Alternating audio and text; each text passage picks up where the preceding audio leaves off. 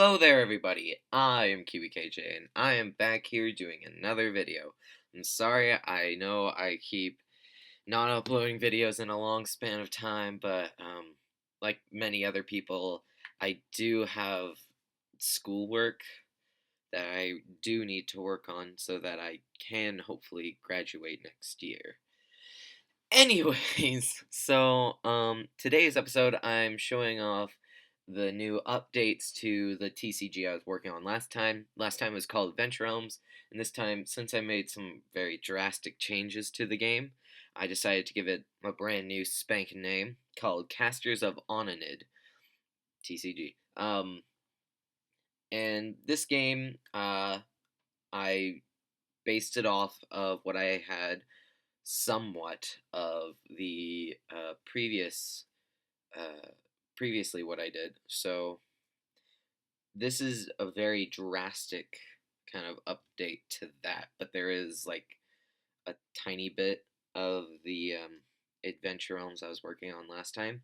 But hopefully, um, I can make sense to you of what's gonna go down in this video. Anyways, let's get started. The next slide is what is Casters of Onanydd. I made a nice fancy slideshow for y'all. It's a homemade TCG in the process of being created by myself, designed with the intention of having a spell book, a hand filled with spell cards to use with your creature's attacks. And the inspiration I got was from past card games I've made. Chaotic, if you all know that. Got Papa Bless Your Soul. Papa Bless. And Adventure Time's Card Wars. So this is somewhat of what the back of the card will possibly look like. I have no idea. Anyways, so yes, as I said, you have a spell book, which is a hand filled with spell cards that you will use with your creatures. So, you can have. I'm still working on how many spell cards you can have up into your spell book, but I'm thinking around 10 to 15 because you want some unique spells. I was thinking like 8 to 10, but now that I think about it more, 10 to 15 seems more of a good range. So we'll move on to the next one. What is the gameplay like? So you play the game by drawing cards from your creature deck, tapping the correct amount of land cards on the field the creature card requires, up to 5, and using spell cards from your spell book to attack other creatures on your opponent's side of the field.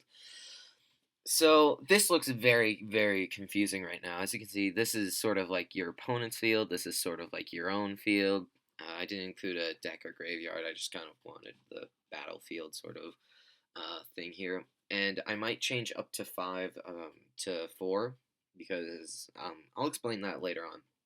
But you can't really see it here, but there is a number right here beside this little symbol and name. And that's how many land cards of this land type you will need. So this guy requires 2 land types to summon to the field. So yeah, that's essentially it. Yeah, that's pretty much it.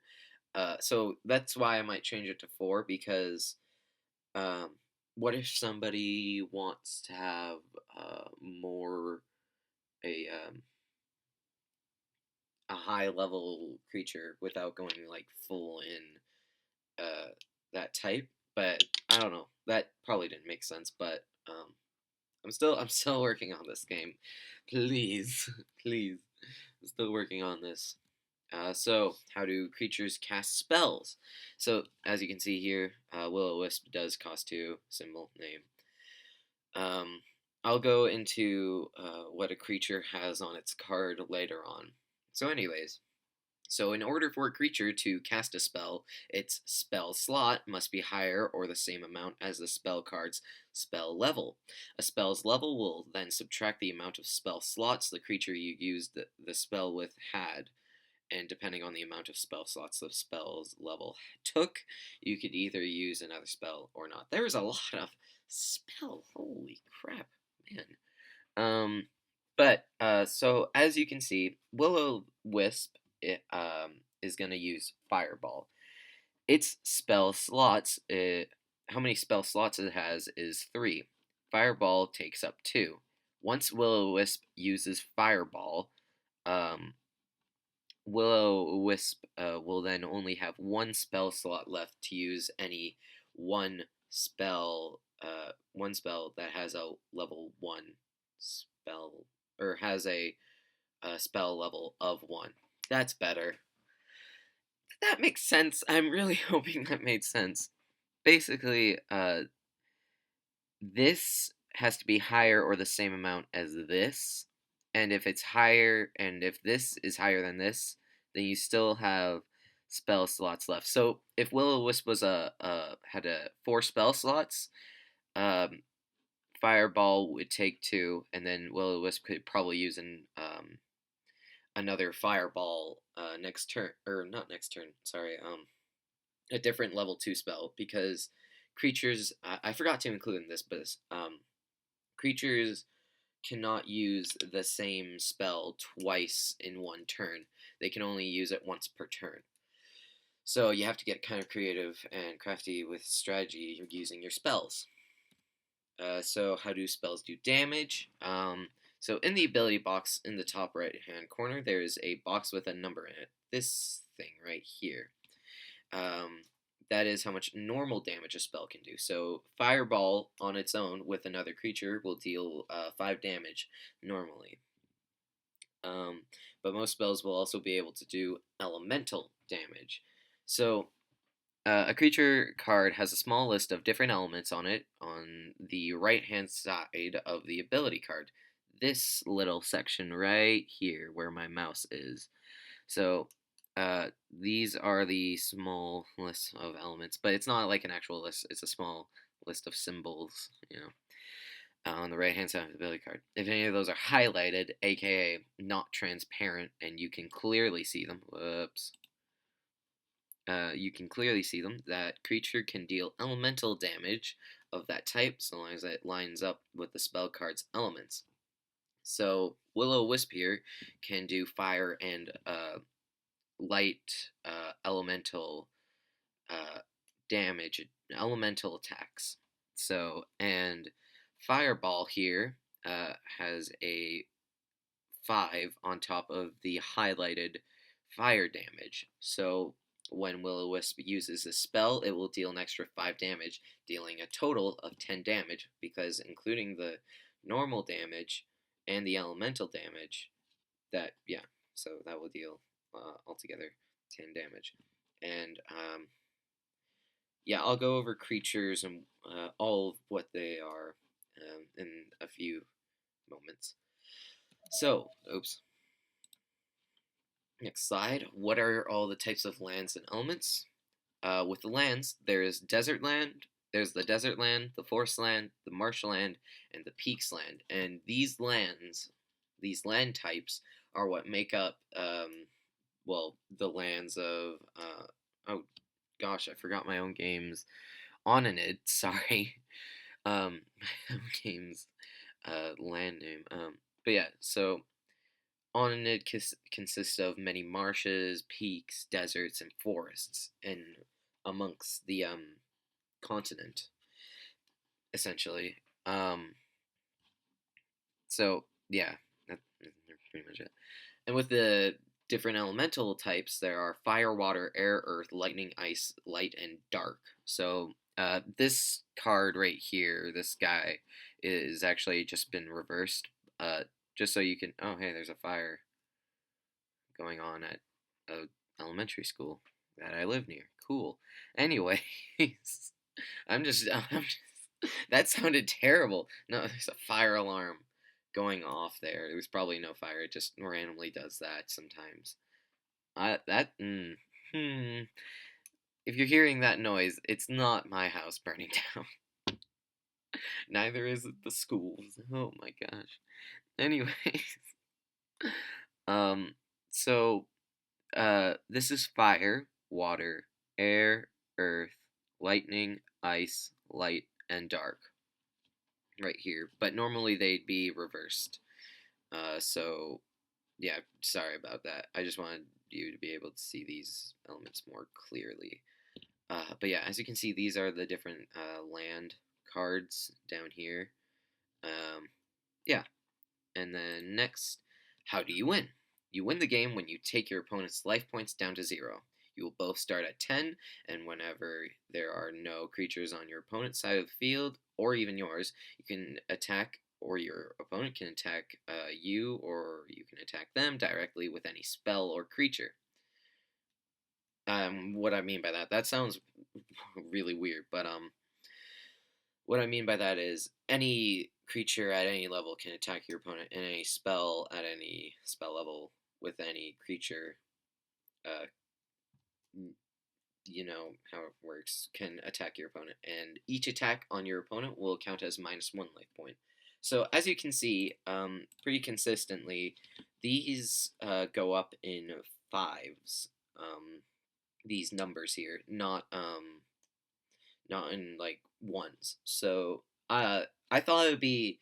I don't know why my brain does this, but I find fives are easier to subtract than ones, and I just kind of like it better.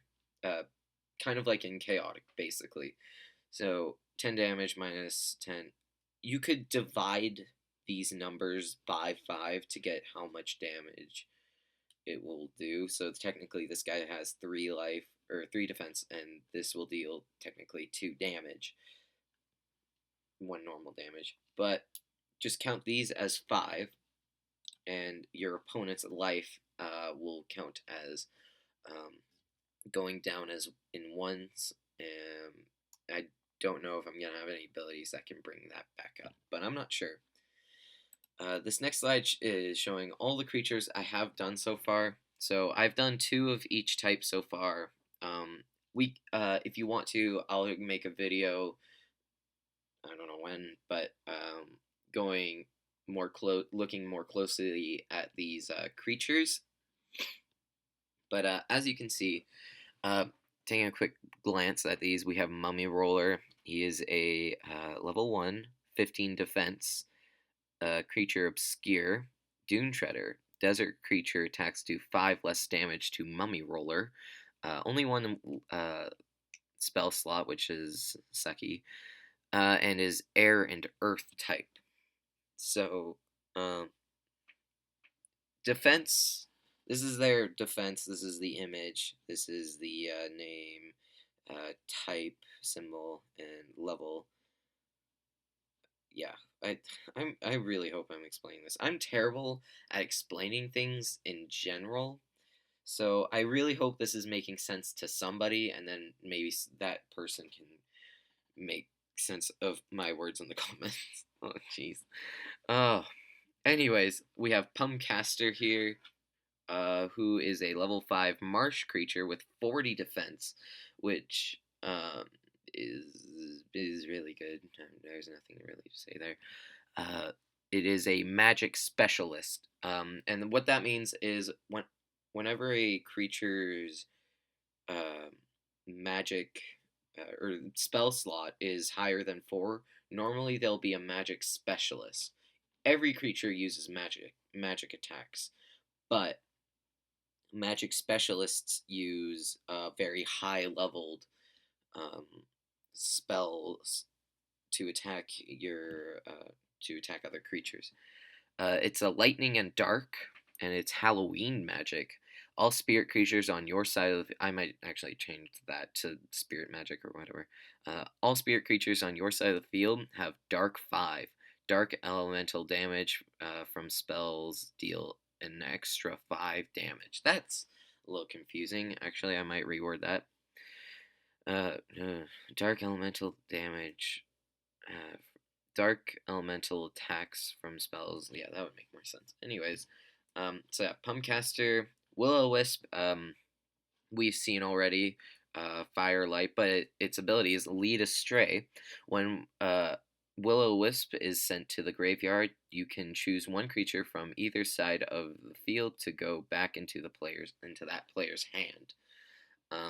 So yeah, that's a pretty good one. Yetter, we kind of saw this one before. It's a 2 peaks, 20 defense. It is a creature. Oh gosh, did I put goat? Oh no, I usually. I didn't mean to put goat. I meant yeti. Oh no. Um, that's supposed to say not supposed to say goat. That's embarrassing. It's an ice. It has the elemental type of ice, 2 spell slots, and cold resistant. Ice spell damage does not affect Yetter. And then Pyrocop, one of my favorite cards. I gotta say, I think my favorite card art would be Tree Spirit so far. I just kind of like how nice it looks in 3D ish. I don't know, but Pyrocop is one of the more hilarious looking ones. He's a pyramid head. Anyways, so level 2, 30 health, which is really good, but he is a golem type. Oh, and sometimes creatures and stuff having abilities, they'll just have flavor text. Um, Kind of like in Chaotic. I always like that about Chaotic. They always built a world around their cards, and I want to try and do that with this card game. So he is an Earth type, only 2 spell slots. So this kind of works out together. The second level with 2 spell slots, but he has 30 defense. So he's really basically just a giant building, essentially. And it says the origins of Pyrocop escape my mind. I remember one day there was a pyramid, and the next thing I know, it's a golem, and that's from Prince Marathi, and you will see that card soon. Um, so here's Skullbulby, and it's a marsh type, level 2, 15 defense. Um, it's a bug, and it's deathly pollination. Creatures with the element Earth have -5 defense, so it's quite the potent, quite potent. And those are tiny little wings right there. I just wanted to point that out. 2 spell slots, and it's an air dark elemental guy, whatever. Um, Steve's here. This card is based upon, inspired by a teacher I had in grade 10 by the name of Mr. Steves. And, well, let's just say he had the most fantabulous uh, goat beard. And I don't know, I just wanted to make a goat bearded, a goat named Steves after him. So he is a level 1 Peaks creature with 10 defense. He has glasses, and he is a goat. So yeah, as you can see, what I usually do with cards is I just if I know that they're gonna kind of have the same template sort of thing, I just delete the image and then go from there. But he is an ice and earth, so it's pretty good. And he's actually a great social studies teacher, and that's from Grinnis. And you will see Grinnis soon enough, and oh boy, you're gonna love it. You're gonna love it because I already have characters picked out in my mind. Anyways, um, next up we have Tree Spirit. It is a level 3 with 30 health, so this 30 defense, sorry. And so these two have the same amount of defense, but he has a higher, they have a higher spell slot and an extra element, which is dark. And it is a spirit type, and it is Protector of the Forest. When Tree Spirit is sent to the graveyard, untap 2 of your previously tapped forest land cards. So that's pretty good. Hey, that's pretty good. Sorry. So yeah, that's these are all the creature cards. I hope that was a good explanation. Sorry you can't really see it. Again, if you guys want to see these more up close, I will show that off in a later video. But Fireball was the only spell card done so far. Sorry. If you want to take a closer look at Fireball, here it is. So Fireball, it's a spell. Oh wow, wow, I'm very tired. I'm sorry. I forgot to take away the ability thing there. It's not supposed to say anything there. It's just supposed to be blank. but it does 5 normal damage, 5 fire elemental damage, and it is a level 2 spell. So yeah, it looks kind of weird, I'd say, and I also need to fix that right there. So I love being me. But yeah, anyways, that's all I've got so far for an update. I know that's not much, but trust me, I've been trying my best to do stuff with this card game. So I hope you enjoyed this video. Again, um, tell me what you think of the art, what you think of the gameplay so far. There's probably some details I left out that I'll mention in a different video 3 months from now. I'm kidding. Um, but yeah, anyways, thank you all for watching, and I'll see you next time. Alright, bye.